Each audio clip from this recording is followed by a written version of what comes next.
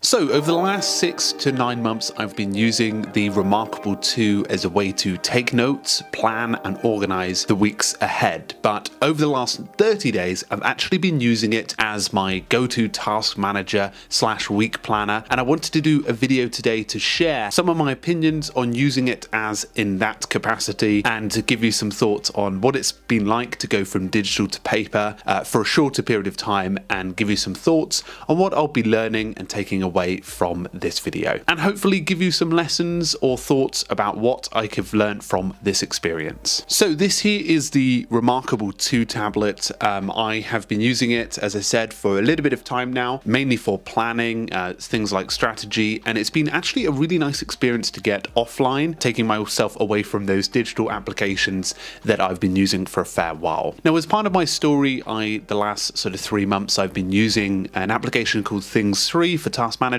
moving from Todoist. But about a month ago or a month and a half ago, I decided maybe for about a month I would take myself off digital applications and try something offline that would help me to plan my week ahead. Now, I've been using digital applications for planning probably for about 6 or 7 years in full. The last time I went paper free was when I was in an office, and I just tried it for a couple of weeks, and it tends to work for me. However, sometimes it's nice to just take yourself away from those digital applications that can be sort of full and busy sometimes. Now, using the reMarkable was actually quite impressive. I've got a full review that I'm planning to come up. However, what I actually did is I created 2 core notebooks inside of the application inside of the tablet. Those were week and tasks.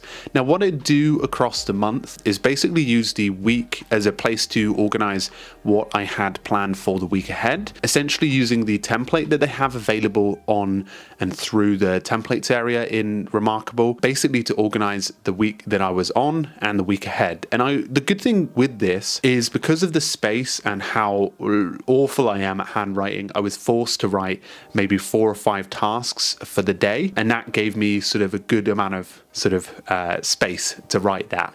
However, anything more just sort of looked a little bit cluttered, and I could scroll across and find the week ahead. Now, some of the benefits immediately were the first few weeks were definitely being off away from a screen. It meant that, for example, at the end of a day or in the evening, I could actually use it to plan without having to be on my laptop or my phone. And that's quite nice, because in the evening, if I was doing it before bed, the screen glare, obviously very beneficial there, but also the fact that it just took me away from those things I've been using all day to get things done. So obviously how it worked out during the days is I'd have this beside myself while I was working. Now, sometimes obviously if I got 3 or 4 tasks, I can remember what I'm working on or not, and need it nearby. But a lot of the time it was handy as a companion to the actual work in front of me. I would scribble stuff out in the week area, and if there were any tasks that landed during the day, I created a second notebook, as I mentioned, called tasks, where I would just simply list out things that weren't anything sort of medium to low amounts, and just have them there. So it was a very simple sort of system. The week area was really for the most important things that need to be done during the day, and then the task area was just for those low to medium activities, and I was using this for both personal and work. Now, over the 30 days, I was actually impressed at how it went. I would say that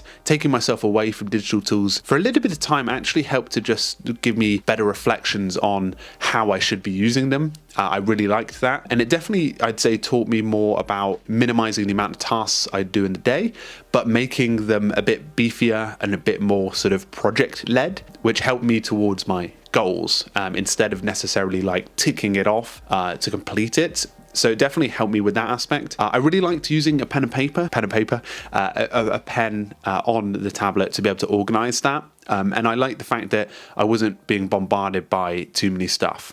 There were some drawbacks, of course, from using it, and that was I actually have a password lock on the reMarkable. So every time I was having to think of something or something came up as a task, usually traditionally on, Things 3, I'd use a quick add, or I'd use like something like that, like to be able to quickly add a task. And sometimes I'm out and I have something that comes up. So capture was pretty difficult to do. However, I actually was trying to force myself to stick with this methodology. So I was emailing myself the actual items into just sending myself an email. So there was some drawbacks on that in terms of capture, but at the same time, I guess it actually helped with like forcing me to try and get that down whilst, you know, not out and about, instead of having to constantly have an idea and try and pop it down. The one thing I do like about the reMarkable is the fact that you can email things over in PDF or PNG format. I really like that because I do that with my notes and journal before, and being able to have that collectively together was pretty nice. Now, will I be using this after 30 days, after these? Actually, it's been more like 45 days. Arguably, yes. I'm still in that sort of transition period on whether I should do something like this and sort of ditch a task manager to its full extent. I might give it a few more weeks to see how things are going, but it's definitely changed my opinion on how I can organize my work, at least. So if I were to go back to an application like Things 3, I think I would definitely limit myself and make those tasks a lot more fine-tuned versus having to bulk it out, you know, loads of tasks and things like that. So hopefully I continue to learn. I think it's a really good process sometimes to take yourself away from digital apps onto paper, at least for a little bit of time. Give yourselves a bit of mental headspace. But anyway, guys, I thought I'd share sort of my opinions on it. As I said, my full reMarkable 2 video will be coming soon. Steve and I have booked a space to film it, so we're actually going to get sort of tucked in. I've got plenty of thoughts on the on the tablet. I've had a great time with it so far, and I think it's just cool to be able to share how that system is working. So guys, thank you very much. Hopefully you enjoyed today's video. Make sure to subscribe and like this video if you enjoyed it. Share in the comments below whether you went from a digital process to a physical process and how it helped, or whether it didn't help. It'd be great to hear all aspects of the story. Anyway guys, thank you so much. Cheerio.